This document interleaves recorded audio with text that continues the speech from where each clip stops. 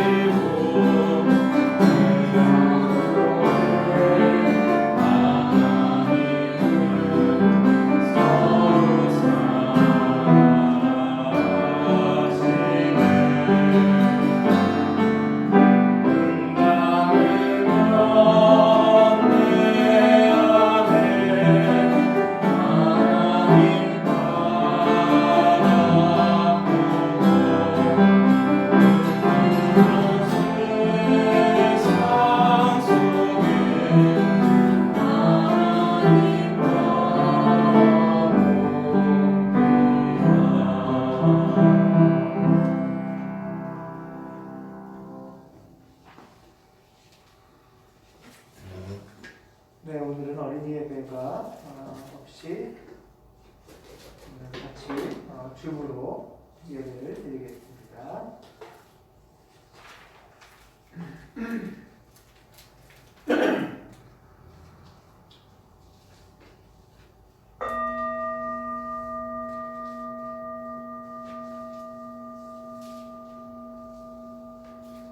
2020년 11월 22일 창조절 12째 주일로 하나님께 예배드리시겠습니다.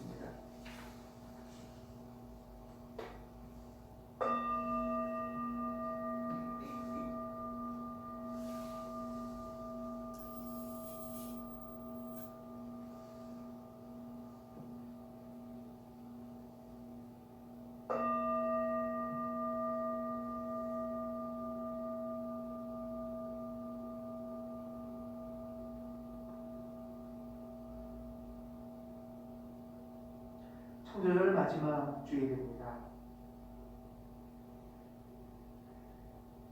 어버이 하나님을 묵상하고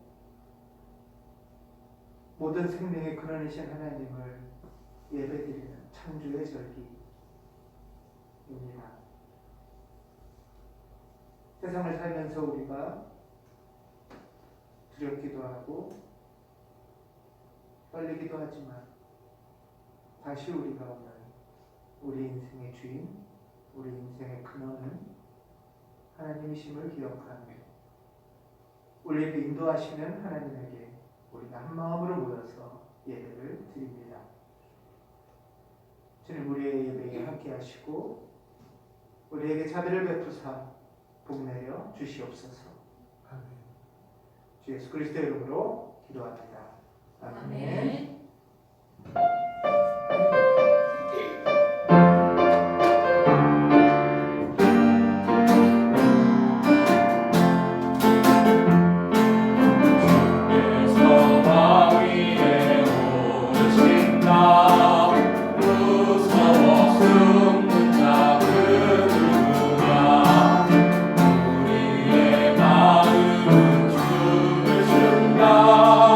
주께서 왕하시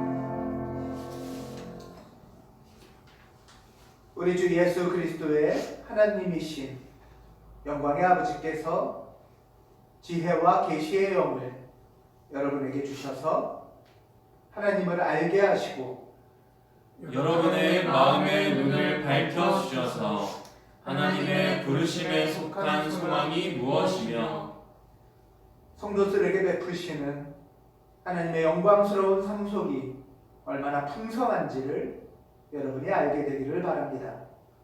또한 믿는 사람들인 우리에게 강한 힘으로 활동하시는 하나님의 능력이 얼마나 엄청나게 큰지를 여러분이 알기 바랍니다.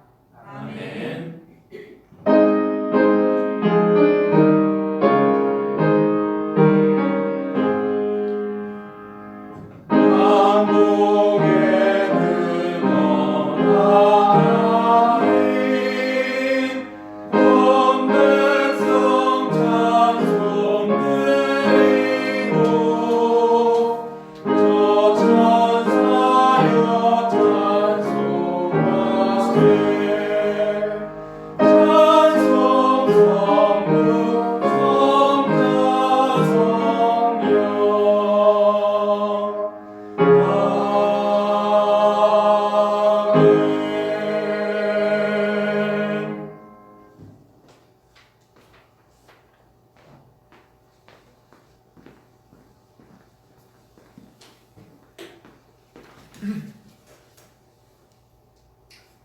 기도하시겠습니다. 우리의 소망이 되신 주님, 지난주는 감사 예배를 드렸습니다. 우리가 돌이켜 생각해보지 않았던 우리 삶에 주어진 당연하게 받아들였던 것들을 생각해 보았습니다. 어느 것 하나 내게 주어진 어떤 것도 당연하게 이루어지지 않았음을 알고 주님의 은혜로 오늘의 내가 되었음을 고백합니다. 우리 삶이 사랑의 빚짐을 다시 한번 확인하며 할 수 있다면 우리의 동반이 되어 주었던 이들에게 작은 감사의 마음을 전하는, 그래서 나에게 베풀어 주신 하나님의 은혜에 빛을 낼 수 있는 우리가 되게 하소서. 돌아오는 주일은 대림절기 시작으로 한 해의 마지막 주일입니다. 지난주 설교 말씀처럼 2020년 한 해를 돌아보며 여러 애씀과 수고 노력 가운데 우리 인생의 소망은 무엇인지, 그 걸음의 끝에 어떤 기대를 하고 있는지 생각해 봅니다. 때론 영혼의 어두운 밤 경험이 우리의 수고와 노력을 무력하게 만들기도 했고, 확실했던 것들이 불확실하게 변하기도 해서 당황하기도 했고, 세상의 가치에 속하고 싶은 욕망에 스스로 자제를 보기도 했고, 알 수 없는 불안함이 우리를 사로잡고 있어 우울한 시간을 보내기도 했습니다. 그러나 주님이 나에게 해주신 일들을 하나하나 생각하며 깊이 되새겨봅니다. 끝도 없이 우리를 괴롭히는 불신을 내려놓고 우리의 마음을 하나님을 알기 위해 주님께 가져갑니다. 성령님이 도우셔서 주님의 거룩하신 길에 우리가 부르심을 받고 하나님을 알기 위한 그 여정의 길을 걷고 있다는 것을 알게 하소서. 그 길은 막연하고 두렵고 혼자 내던져진 것이 아닌 그 부르심의 길 끝에는 주님의 준비해 놓으신 풍성하고 영광스러운 존재의 열매가 맺을 것이라는 기대와 강한 힘으로 내 안에서 함께 일하시는 주님이 계시다는 것을 알게 하소서.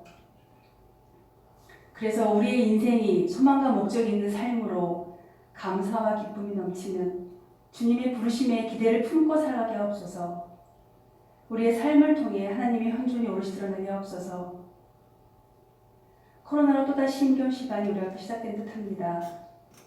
또다시 고립되었다는 생각으로 한숨만 내쉴 게 아니라 그 시간 속에서도 하나님의 은혜의 빛을 발견할 수 있는 영의 눈이 열리게 하옵소서. 사회적 거리두기에 떨어져 있어야 되는 상황에서도 우리는 주님의 사랑 안에서 깊이 연결되어 있음을 다시 한번 확인하는 은혜의 시간이 되게 하옵소서. 또한 코로나로 안정적인 직업을 갖지 못한 분들, 힘든 노동 조건 속에서 살아가는 분들, 자꾸만 절망의 벼락 끝으로 내몰리는 이들을 위해 기도하며 이웃의 고통과 한숨에 연대하며 절망에 휩쓸리지 않도록 도우소서. 우리의 마음을 열어주시고 주님의 말씀을 응답하는 시간이 되게 하옵소서. 예수님의 이름으로 기도합니다.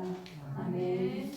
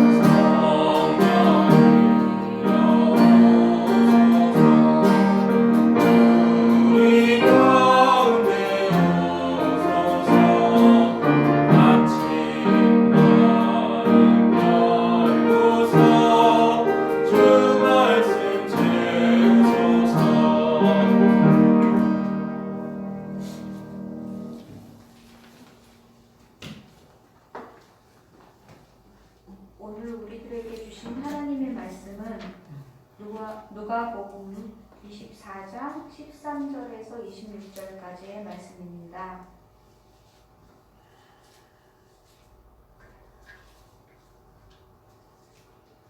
마침 그날에 그들 가운데 두 사람이 예루살렘에서 한 30리 떨어져 있는 엠마오라는 마을로 가고 있었다.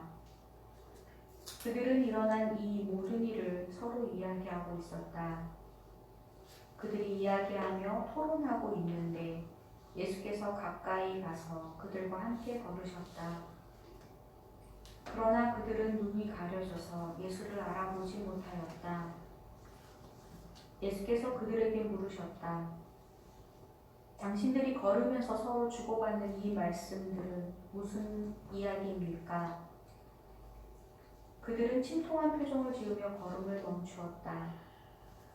그때 그들 가운데 하나인 글로바라는 사람이 예수께 말하였다. 예루살렘에 머물러 있었으면서 이 며칠 동안에 거기에서 일어난 일을 당신 혼자만 모른단 말입니까? 예수께서 그들에게 물으셨다. 무슨 일입니까? 그들이 그에게 말하였다. 나사렛 예수에 관한 일입니다. 그는 하나님과 모든 백성 앞에서 행동과 말씀에 힘이 있는 예언자였습니다. 그런데 우리의 대제사장들과 지도자들이 그를 넘겨주어서 사형 선고를 받게 하고 십자가에 못 박아 죽였습니다. 우리는 그분이야말로 이스라엘을 구원하실 분이라는 것을 알고서 그분에게 소망을 걸고 있었던 것입니다. 그뿐만 아니라 그런 일이 있은 지 벌써 사흘이 되었는데 우리 가운데 몇몇 여자가 우리를 놀라게 하였습니다. 그들은 새벽에 무덤에 갔다가 그의 시신을 찾지 못하고 돌아와서 하는 말이 천사들의 환상을 보았다는 것입니다. 천사들이 예수가 살아계신다고 말했다는 것입니다. 그래서 우리와 함께 있던 몇 사람이 무덤으로 가서 보니 그 여자들이 말한 대로였고 그분은 보지 못하였습니다. 예수께서는 그들에게 말씀하셨다. 어리석은 사람들입니다. 예언자들이 말한 모든 것을 믿는 마음이 그렇게도 무디니 말입니다. 그리스도가 마땅히 이런 고난을 겪고서 자기 영광에 들어가야 하지 않겠습니까? 아멘.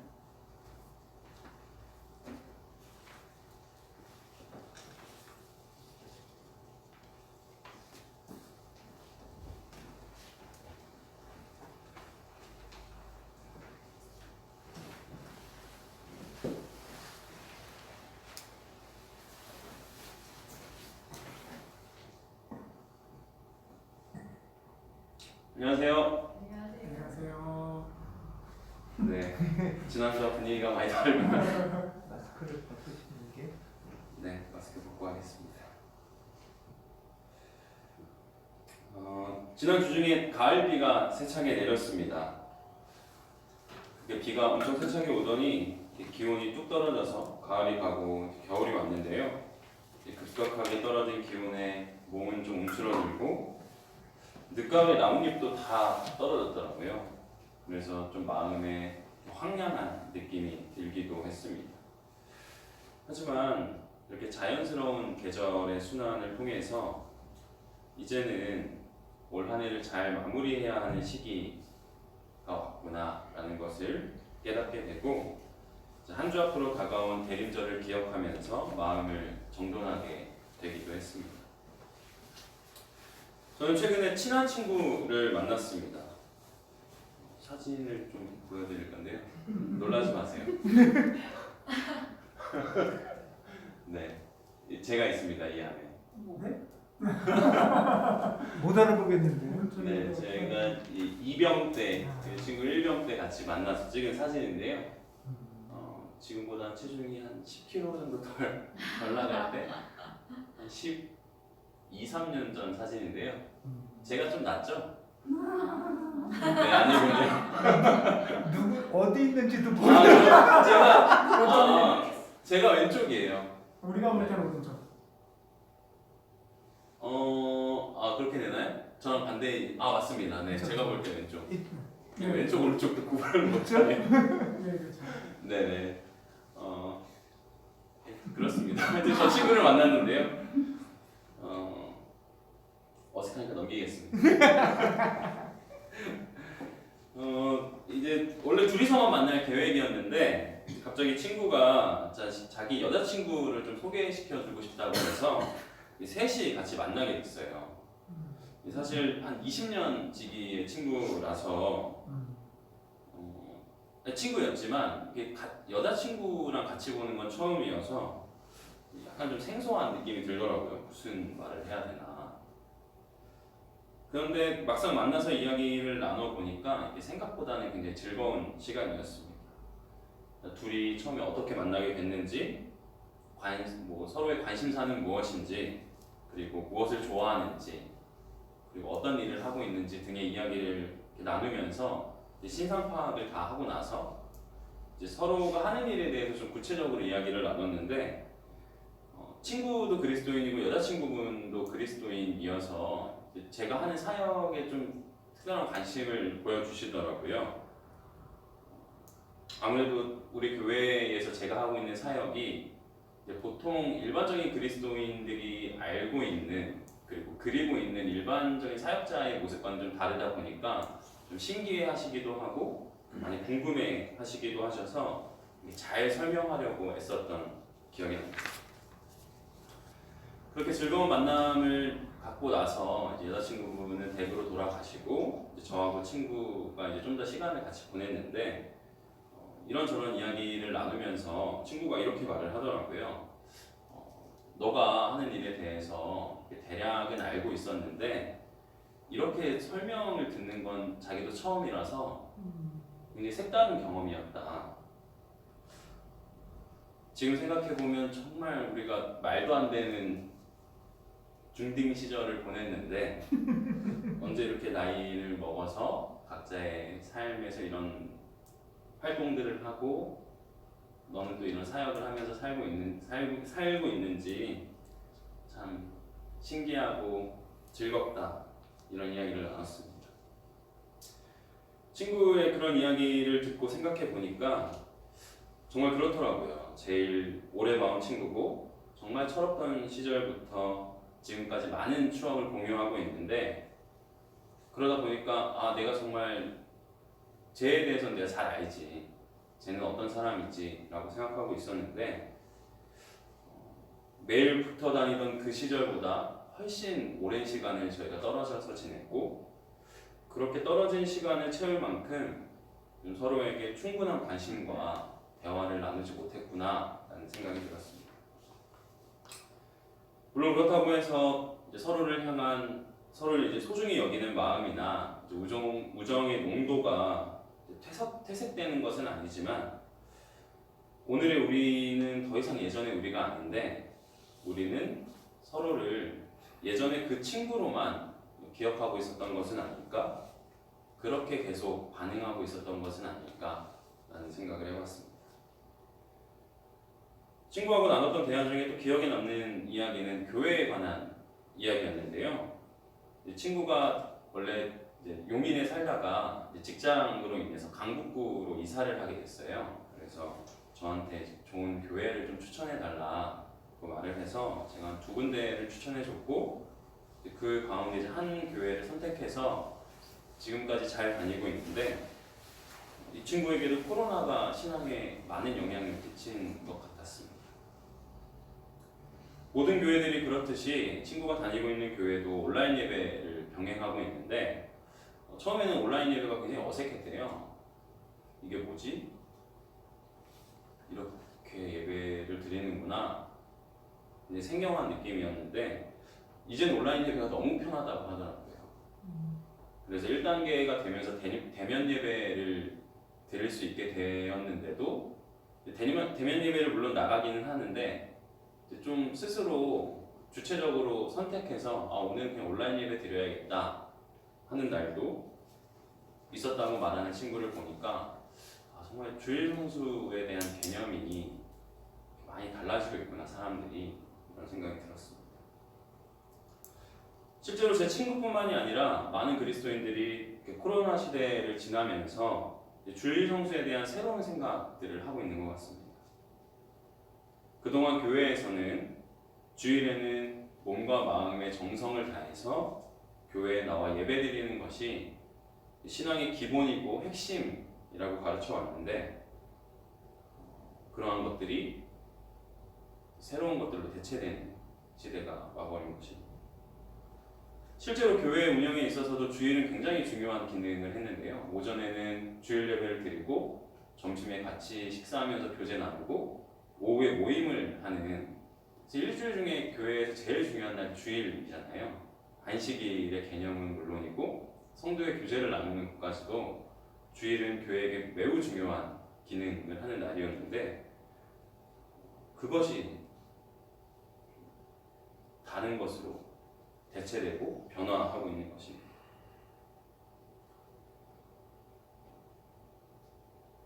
일주일에 한 번은 서로의 얼굴을 보고 손을 맞잡고 안부 묻던 교회의 당연한 일상이 유튜브나 페이스북, 밴드, 줌 같은 온라인 세상으로 옮겨졌고 코로나 단계가 1단계로 격화되면서 대면 예배가 재개되었지만 주일 교회의 이야기를 들어보고 또 설문조사를 보면 많은 교회들의 주일 출석률이 코로나 이전과 비교해서 60-70%에 머물고 있다고 합니다. 코로나로 인한 주일 성수 개념의 변화는 많은 그리스도인들로 하여금 본 교회의 주일 예배를 떠나게 하는 결과를 만들어냈습니다. 물론 제가 방금 말씀드린 떠남이라는 것은 코로나 때문에 그리스도인이기를 아주 포기했다라는 의미라기보다 자신이 다니던 교회의 온라인 예배가 아니라 다른 교회의 온라인 예배를 드리거나 때로는 온라인 예배마저 종종 거르게 되는 횟수가 많아졌다는 것을 의미합니다. 사실 이러한 현상은 그동안 많은 교회들이 화려한 예배당이나 고급 음향시설, 조명 등 규모를 통한 교회의 외형적 구조와 환경에 집중하면서 정작 중요한 것들을 놓쳤던 결과라고 할 수 있습니다. 코로나는 이러한 기존 교회들이 추구하던 것들을 완전히 무력화시켰고 그러한 가운데 그리스도인들은 본교회의 의미와 주일 성수에 대한 새로운 질문을 하기 시작했습니다. 근데 사실 코로나 이전에도 적지 않은 사람들이 기존 교회의 예배 개념과 본교회의 개념에 대한 새로운 도전들을 하고 있었어요. 예를 들어서 우리 교회에서 모이고 있는 더불어 홀로도 저희는 사역자들의 교회라고 부르거든요. 그러니까 더울처럼 다양한 특성으로 모인 모임들이 스스로 교회라는 정체성을 갖게 되면서 기존의 주일 성수 개념과 본교회의 개념이 조금씩 균열이 가고 흔들리고 있었는데 코로나가 이를 굉장히 가속화했다라고 보시면 될 것 같습니다. 그런데 여러분들도 아시다시피 코로나가 교회만 변화시킨 것은 아니죠. 사회의 굉장히 많은 부분도 변화시키고 있는데 제가 지난 금요일에 서점에 갈 일이 있어서 서점에 들렀는데 제가 이제 찾는 책이 저 멀리 있어서 그곳으로 걸어가던 중에 이제 베스트셀러를 모아둔 책장이 있더라고요. 혹시 여러분 최근 몇 년간 어떤 책들이 주로 베스트셀러에 올랐는지 기억하시나요? 퀴즈입니다. 자기계발서인가요? 혹시 또 다른 기억나는 주제, 키워드가 있으신가요? 지난 몇 년간의 베스트셀러.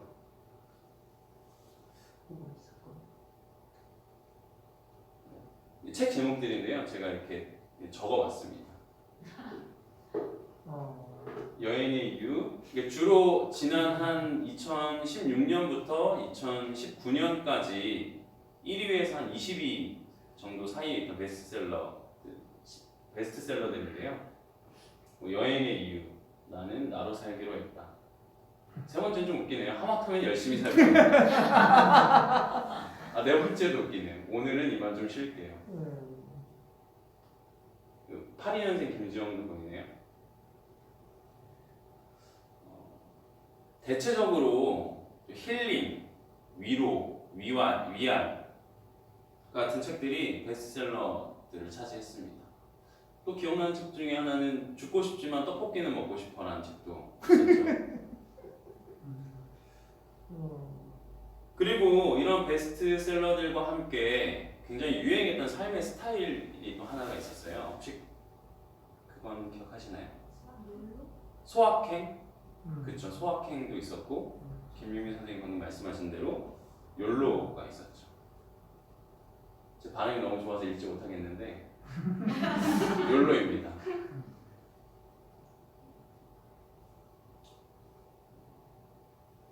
너의 인생은 한 번뿐이니 어떤 미래를 향한 준비와 투자보다는 현재 너의 삶을 즐겨라. 짧게 말하면 여행하고 소비하라 라는 이런 풍조가 최근 몇 년간 굉장히 유행했습니다. 이런 상황 속에서 우리 교우분들께서는 어떻게 이 시기를 보내셨는지 좀 궁금합니다. 그렇게 많은 힐링서들이 나오고 욜로가 시대정신인 것처럼 여겨지던 시절에 분명히 이런 사회적인 흐름에는 이유가 있을 텐데 그 시절을 어떻게 보내셨고 어떻게 기억하고 계신지. 근데 저는 좀 약간 개미 같은 면이 있어서 서점에 갔을 때 베스트셀러가 다 대부분 힐링서들이고 뭐 자꾸 이렇게 현재를 즐기라고 하는 말들이 좀 약간 피곤하더라고요, 오히려. 그럼에도 왜 이렇게 사람들이 여기에 주목하고 여기에 끌리는 걸까? 그런 부분이 좀 고민이 되기도 했습니다. 어쨌든 그런 시절이 이제는 좀 흘러간 것 같아요.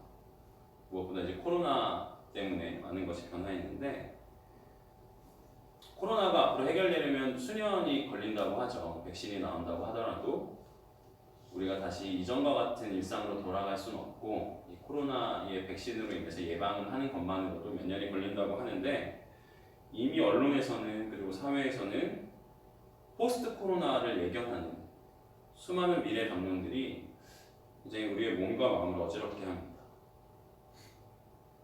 그런데 이러한 예측들보다 요즘 사람들에게 가장 관심과 주목을 끄는 주제들이 또 있더라고요.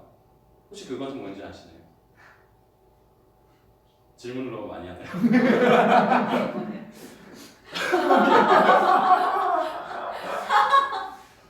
네. 사실 저는 전혀 이 분야에 별로 관심이 없는데도 저도 이렇게 많은 정보를 듣게 되는 분야인데 바로 다름 아닌 주식과 부동산. 제가 방문한 서점의 베스트셀러도 베스트셀러의 다수가 투자, 돈, 주식과 관련된 책들이 많더라고요. 이건 이제 제가 검색한 요즘 최근에 이제 베스트셀러 탑 10인데요. 지금 연말이라서 너무 유명한 책이죠. 트레이드 코리아는 매년 나오는 김난도 교수가 쓰는 책이고 보시면 이분이 굉장히 유명하더라고요. 존 리? 발음이 존 리. 네. 이분 책이 이것도 있고 22권으로 가면 한 권이 더 있더라고요. 돈에 관한 책인데 그리고 10권에는 아예 12위에는 아예 돈의 속성이라는 책. 힐링서들은 이제 잘 안 보이는 것 같아요. 마음 챙김의 시 정도? 근데 시집은 굳이 힐링서가 아니라고 하더라도 굉장히 오래된 베스트셀러여서 류시화 작가의 책인 것 같은데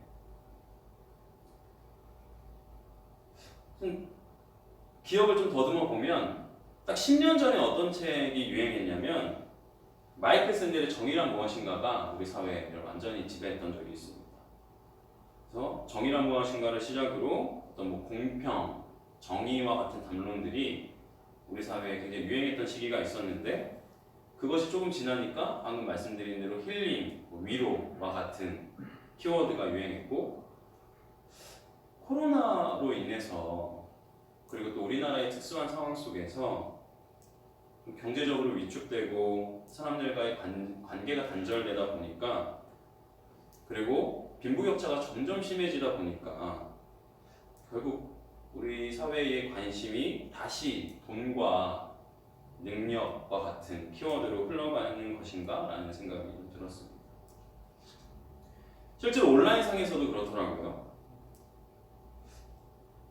딱 1, 2년 전만 해도 이런 욜로나 위로 위안 같은 것들이 굉장히 유행이어서 SNS만 들어가면 뭐 누가 어디 해외여행을 갔다 왔더라, 뭘 샀더라, 어디 맛집을 갔더라 이런 것들이 굉장히 많았었는데 이제 해외여행을 못 가잖아요.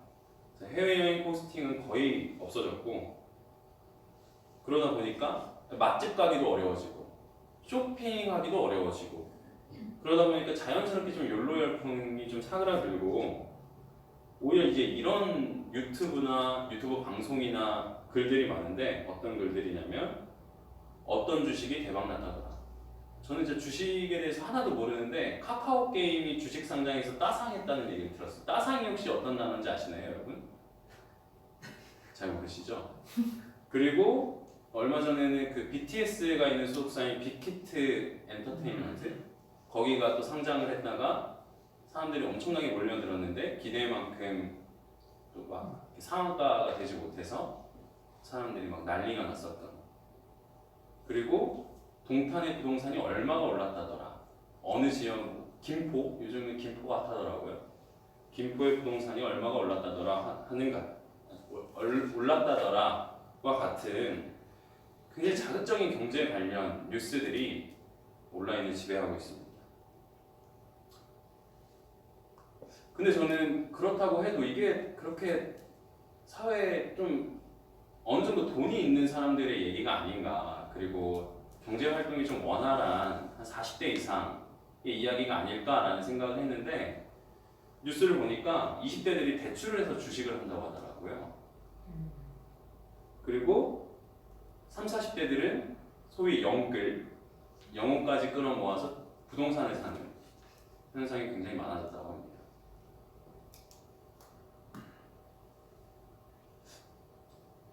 (1년) 전만 해도 상상할 수 없었던 일들인데, 코로나와 함께 우리 사회의 새로운 현상으로 자리 잡고 있는 현상이라고 할 수 있습니다. 오늘 본문 말씀은 예수님께서 십자가에 죽으시고 부활하셔서 하늘로 올라가시는 복음서의 마지막 부분의 이야기입니다.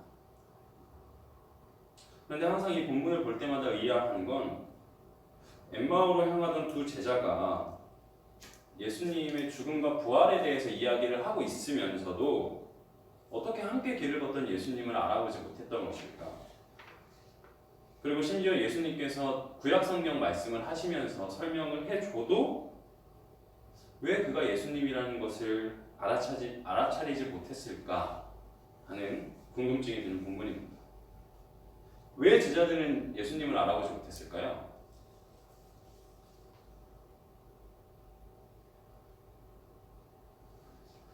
잘 모르긴 해도 아마 말씀에 등장하는 제자들이 당시 살아갔던 상황은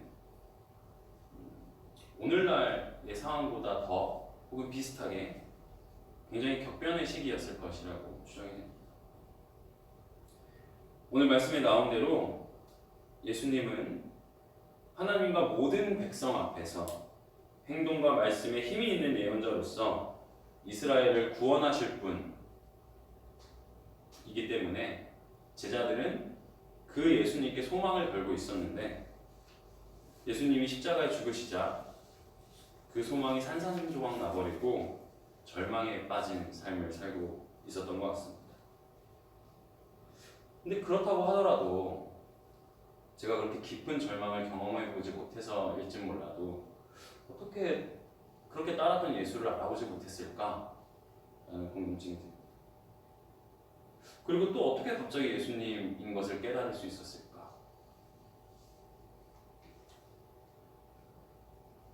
이 말씀을 계속 묵상하면서 제가 생각한 것은, 제자들이 어떤 예수님의 죽음, 예수님의 부활이라는 이러한 현상 자체에 대해서는 충분히 알고 있었는데, 그것이 갖고 있는 참된 의미에 대해서는 잘 이해하지 못했던 것이 아닐까? 그러다 보니 바로 옆에 예수님이 있는데도, 성경을 통해서 말씀을 하시는데도 예수님을 알아보지 못했던 것은 아닐까라는 생각이 들었습니다. 예수님과 함께 지내면서 예수님이 우리에게 무엇을 말씀하셨고 지금 세상이 어떻게 흘러가고 있는지 그 현상에 대해서는 너무 잘 알고 있지만, 예수님이 그렇게 말씀을 하신 것의 참된 의미가 무엇인지, 그리고 지금 세상이 이렇게 흘러가는 것이 어떤 의미가 있는 것인지 잘 이해하지 못하고 있었던 것입니다. 다르게 표현하면 제자들은 예수님이 십자가에 죽기 이전의 모습만을 기억하면서 변화된 상황을 맞이하고 있을 뿐 예수님의 죽음 이후에 자신들이 어떻게 살아가야 하는지 변화된 상황 속에서 예수님을 어떻게 새롭게 만나야 하는지에 대해서는 전혀 생각하지 못하고 있었던 것입니다. 엠마오로 향하는 두 제자와 그리고 그 옆에 약간 흐릿하게 보이는 것이 이제 예수님이라고 그린 것 같은데요.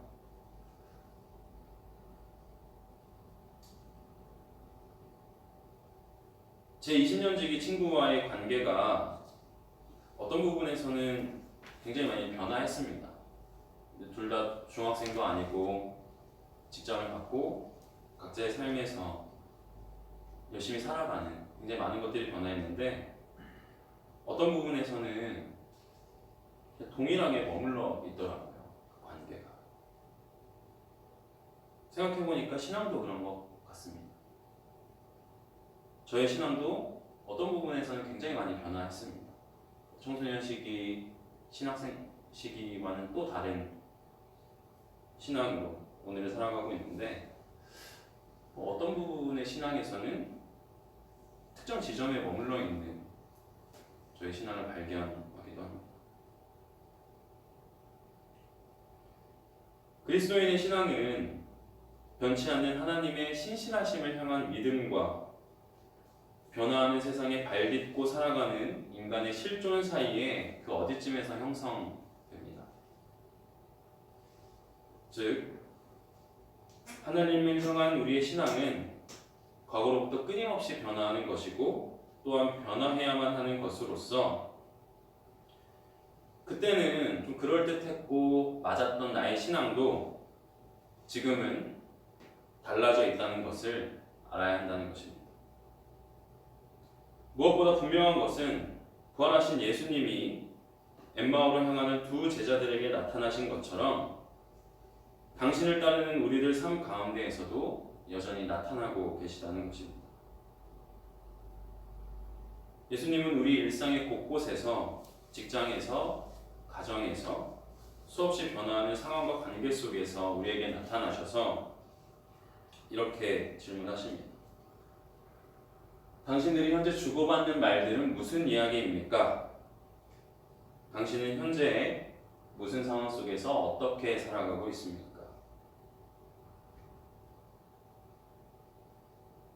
지금 이 순간 예수님께서 우리에게 이렇게 물어보신다면 우리는 예수님께 뭐라고 대답할 수 있을까요? 코로나 시대라는 격변의 시기에 우리는 어떻게 우리 곁에 오시는 예수님을 알아차리고 예수님께서 우리에게 물어보시는 그 질문에 대답을 할 수 있을까요?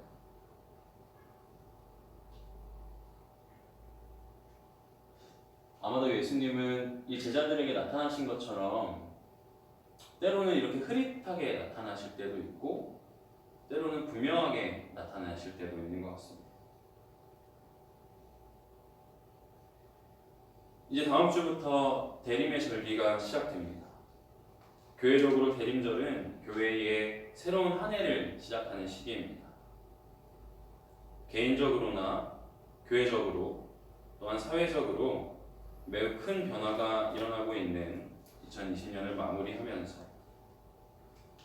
또한 새롭게 오시는 예수님과 함께 시작하는 한 해를 맞이하면서 나는 내 곁에 오신 예수님을 어떻게 알아볼 수 있을까?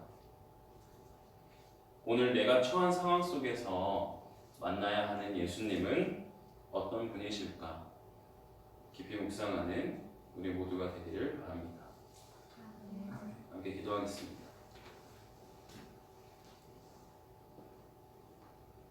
주님, 함께 예배드리는 우리 모두는 엠마오로 향하던 제자들처럼 우리 삶의 소망을 예수님께 걸고 있는 사람들입니다. 그러나 주님, 저희는 주님께서 언제나 우리 곁을 지키시고 보호하신다고 고백하면서도 때로 닥쳐오는 거친 변화들과 이해하기 어려운 상황들로 인해 예수님께서 우리 곁에 계시다는 사실을 잊고 살 때가 많습니다. 주님, 언제나 우리 삶의 소망이 주님께 있다는 것을 잊지 않게 도와주소서. 주님께서는 우리에게 닥쳐오는 상황과 큰 변화들보다 더욱 크신 분이라는 것을 기억하고 늘 깨어서 주님과 동행하는 그러한 삶을 사는 우리가 되게 하옵소서. 예수님의 이름으로 기도드립니다.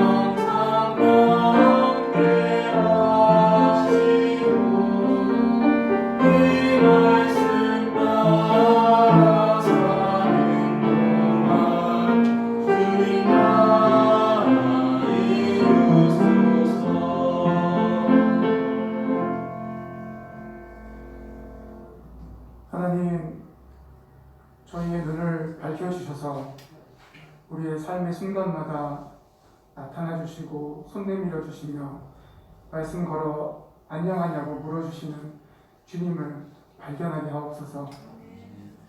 가온교회, 우리 가온 공동체가 하나님의 뜻을 따라 공평과 정의 그리고 사랑과 기쁨의 나라를 만들어가는데 각자의 처소에서 힘쓰게 하여 주십시오. 하나님, 저희가 가진 것을 쪼개어서 주님께 드립니다. 온라인으로도 드리고 또 이웃을 위해서 혹은 시민단체나 또 주님 물질이 필요한 것에 우리의 것을 흘려보냅니다. 주님, 그러나 주님이 바라시는 것이 내가 바라는 것은 자비요 희생제물이 아니다라고 하신 말씀을 기억하면서 주님, 우리가 주님께 무엇을 드리고 어떻게 드려야 하는지를 다시 한번 생각해 보오니 주님, 저희를 불쌍히 여겨 주십시오. 우리의 삶을 드리고 시간을 드리고 우리가 애를 쓰지만 하나님, 다시 한번 저희를 불쌍히 여겨 주셔서 우리가 어떻게 살고 또 어떻게 하나님 앞에 서 있을 것인지, 하나님 우리 인생이 어떻게 주님 앞에 뜻있고 아름다울지를 주님 고민하며 살게 하여 주십시오. 감사를 다시 한번 주님께 올려드리며 예수님의 이름으로 기도합니다. 아멘.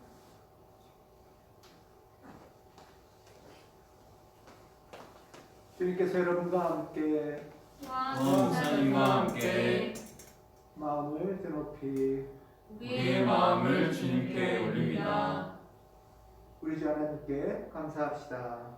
하나님께 감사와 찬양을 드립니다. 아멘. 주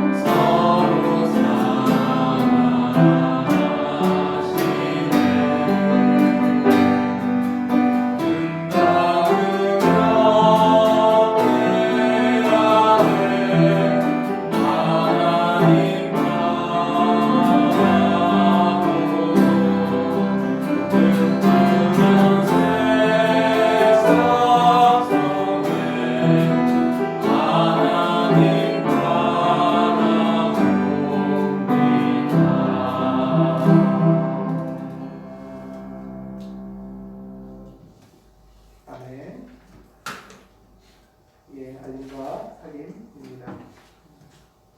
오늘 김도현 주목님께서 열린 강단으로 하늘 기표를 나눠주셨습니다. 우리 옆에 아까 그 그림 기억나시죠? 약간 투명할 수도 있고 맑을 수도 있는 그런 어떤 존재가 우리 옆에서 함께 우리와 2020년을 동행해 오셨고 지금 우리의 삶의 자리에 여러분들 예배 드리시는 그 자리 옆에 주님께서 계실 줄로 믿습니다. 그 주님이 우리를 돌보시고 이끄시고 또 우리가 의지해서 오늘 이 자리에 함께함을 감사드립니다. 아멘. 예, 우리가 감사주일 동전 모으기를 했었는데요. 그 동전이 박준목님이 처음이라 다 샜답니다. 오래 걸리셨을 거예요. 예, 감사합니다.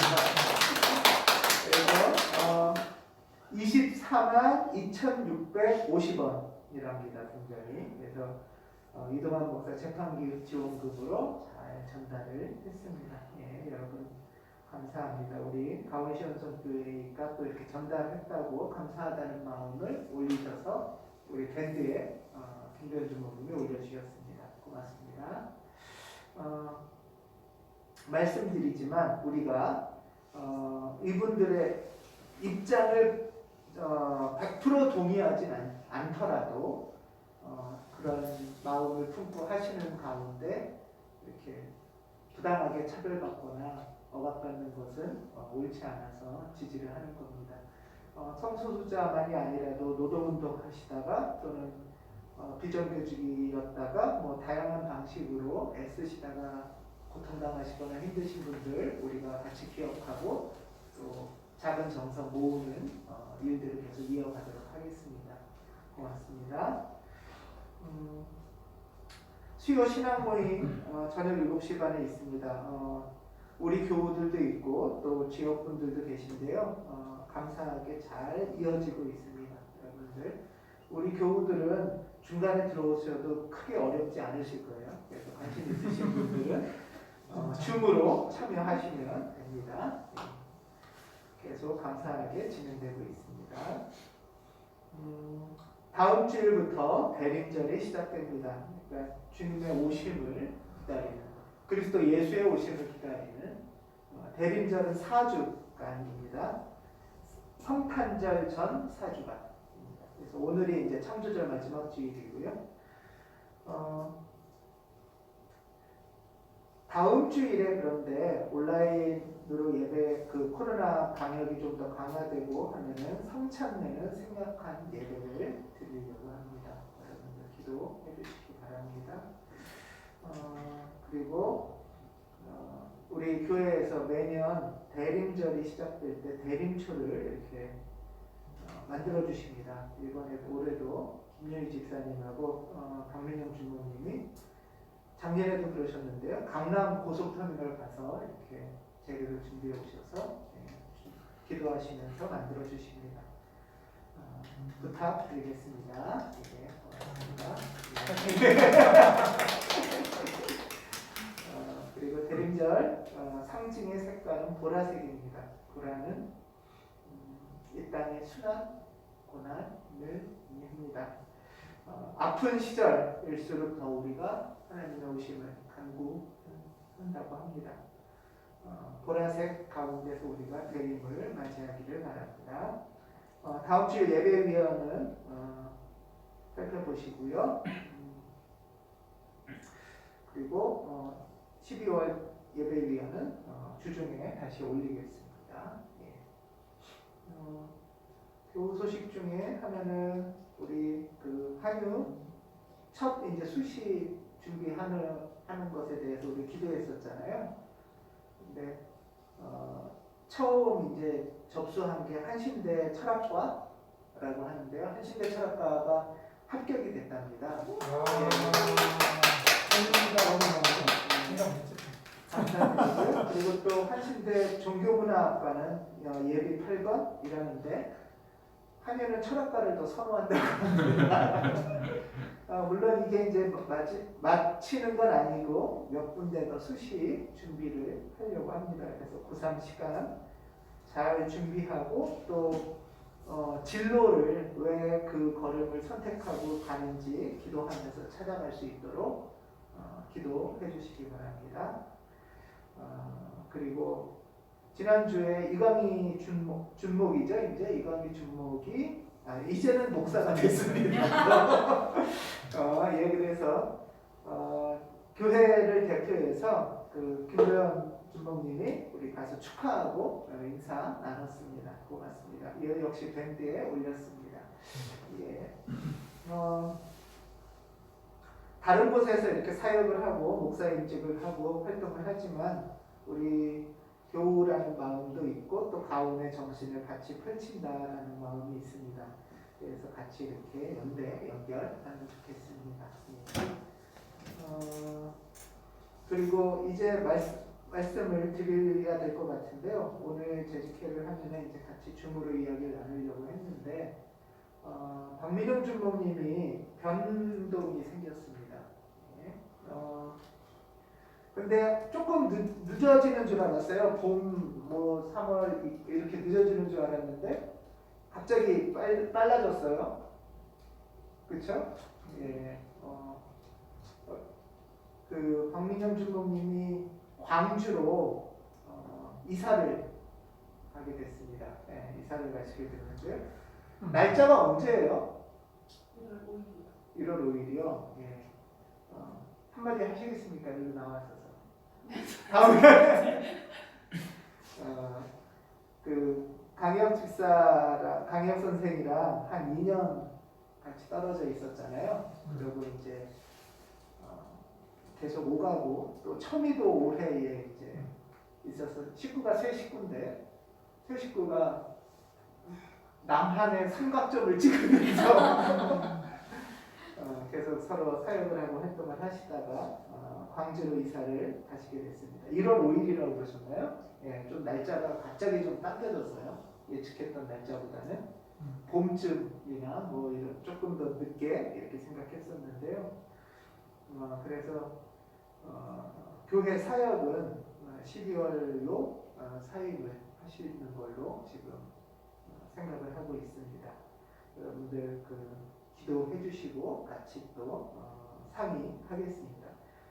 조금 이렇게 놀라시는 분들도 계시고 좀 아쉬움도 큰데 그 아쉬움이 한 달 동안 충분히 나누시기 바랍니다. 예, 그리고 또 그 빈자리를 어떻게 같이 또 이렇게 너무 어렵지 않게 준비해 갈 수 있을까 위해서 교회를 위해서도 기도해 주시고 주모님 위해서 기도해 주시기 바랍니다. 예. 그리고 선교 소식인데요. 월요일 내일입니다. 내일 평화서클 워크숍에서 우리 교회가 지역 선교를 하는 기초 사상이기도 하고 모델이 평화서클이에요.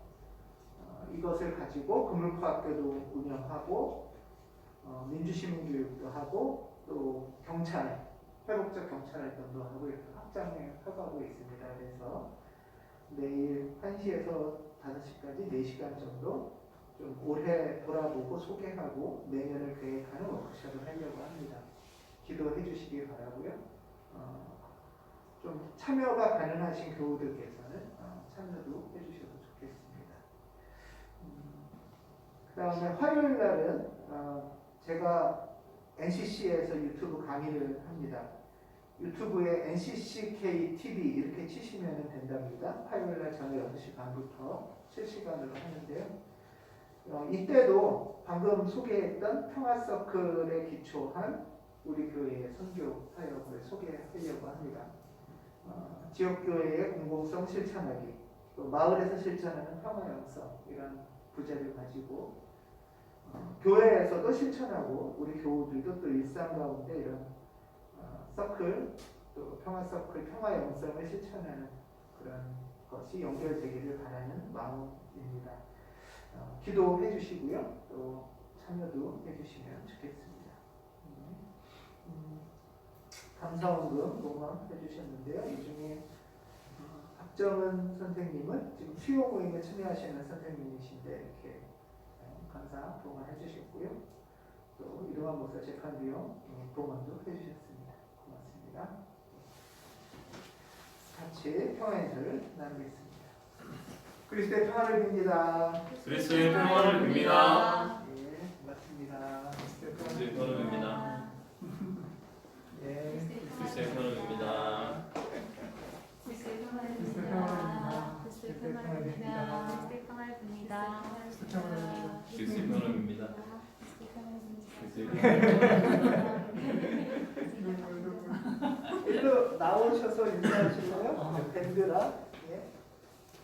요 안으로 예, 요 가까이 안으로 오세요. 지연이도 오십시오. 요 안으로 들어가세요. 예, 예. 그리스도의 평안을 예,